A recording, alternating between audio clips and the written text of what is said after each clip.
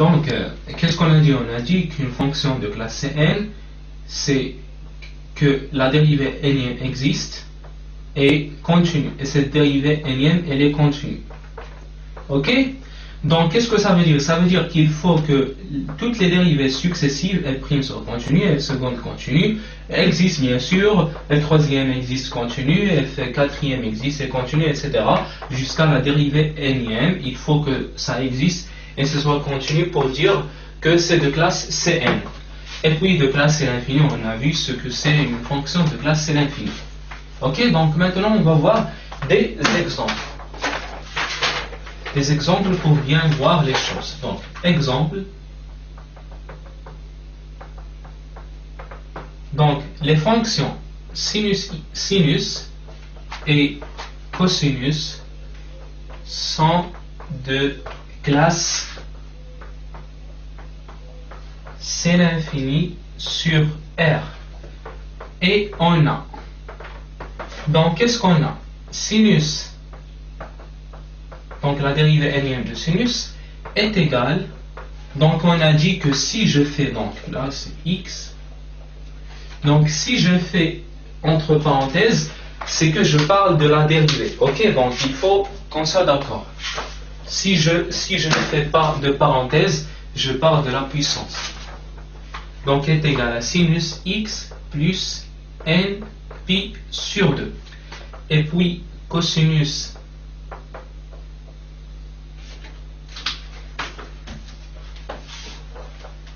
et puis pour le cosinus,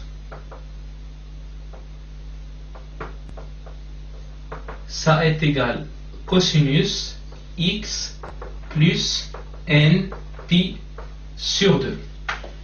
Avec, donc, ça, quel que soit n appartient à n étoile et quel que soit x appartient à R. Donc, on va expliquer ça.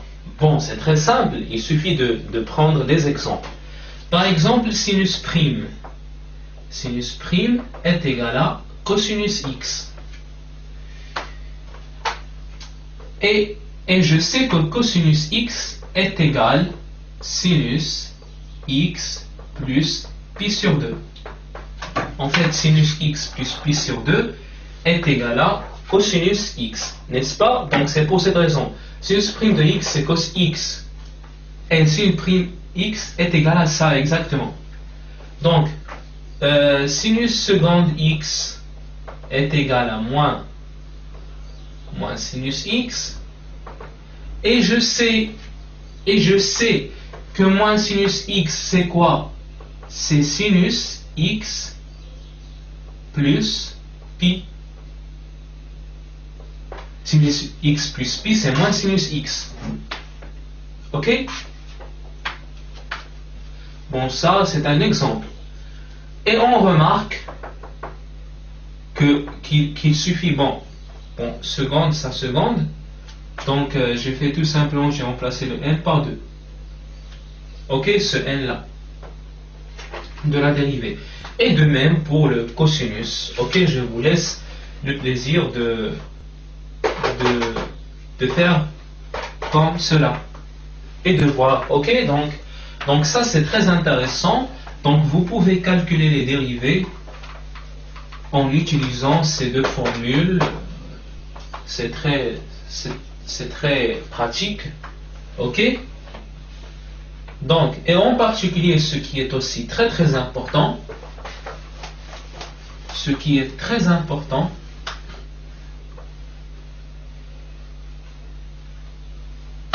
c'est que, donc on va utiliser, donc ce que je vais écrire est très important, on va même l'utiliser dans les développements limités. Donc en particulier,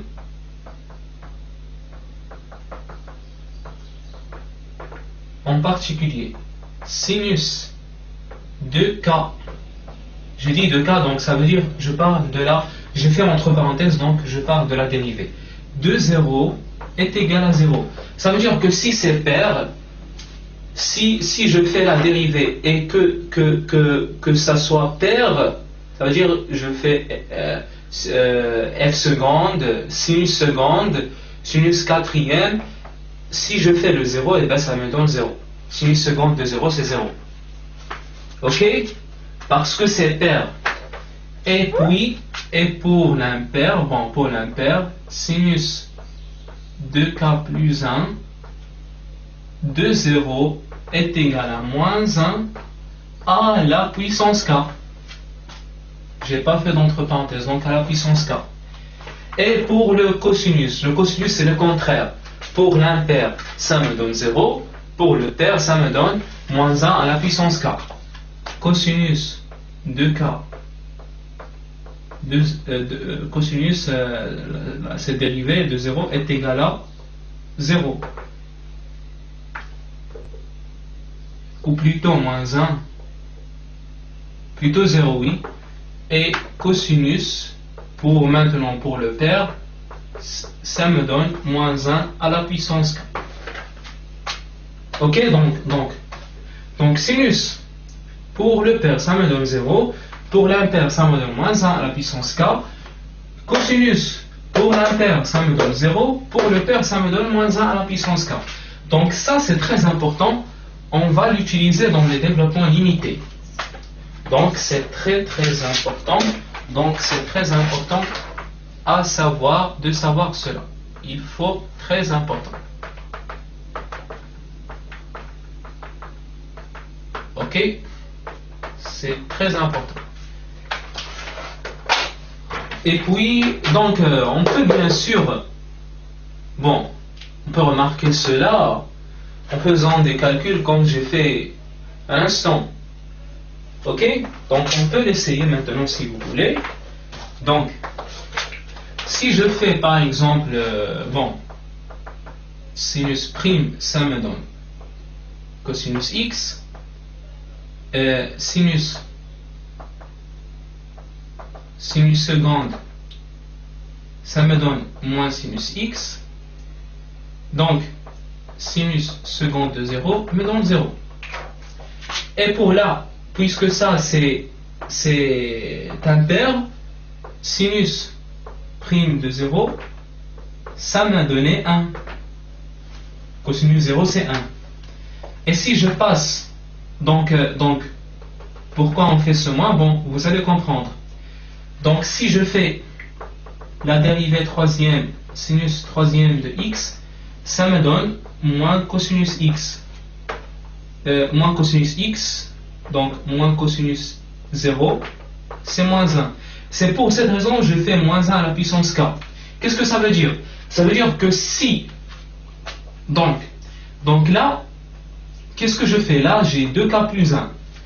J'ai fait sinus, c'est la dérivée troisième, donc 3. Ce 3 est égal 2 fois 1 plus 1.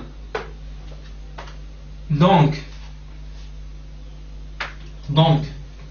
comme vous pouvez le voir, donc ici, ça m'a donné moins 1. Donc, qui joue le rôle de k ici pour la dérivée troisième? K est égal à combien là? K est égal à 1. Parce que 3 c'est 2 fois 1 plus 1. Ok? Donc, si je fais moins 1 à la puissance 1, ça me donne moins 1. Ok? Pour comprendre pourquoi le moins, il suffit d'écrire par exemple, si j'ai la dérivée cinquième, pour la dérivée cinquième,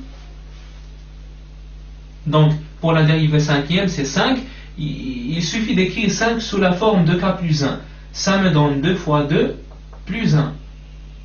Donc, sûrement, pour le sinus, si je fais sinus, la dérivée cinquième, sinus cinquième de 0, ça va me donner 1. Ok? Donc, pour bien savoir si ça donne 1 ou moins 1, il suffit de faire ça. Voilà. Donc ça, j'ai dit que c'est très important. Maintenant, dernier exemple. Donc, un exemple très intéressant. Bon, c'est très connu, d'ailleurs. Donc, on parle de l'exponentielle. Donc, d'abord, de classe C infinie. Vous avez bien compris pourquoi c'est de classe C infinie, le cos et le sin. Parce que je peux c'est infiniment dérivable. Je prends le cosinus, je dérive une infinité de fois. Ça ne s'arrête pas.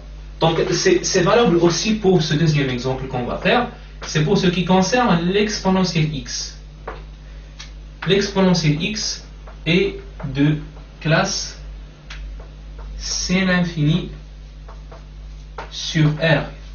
Et là c'est particulier, donc car exponentielle x, la dérivée énième, est égale à exponentielle x, et ça, quel que soit n, appartient à n, et quel que soit x appartient à R.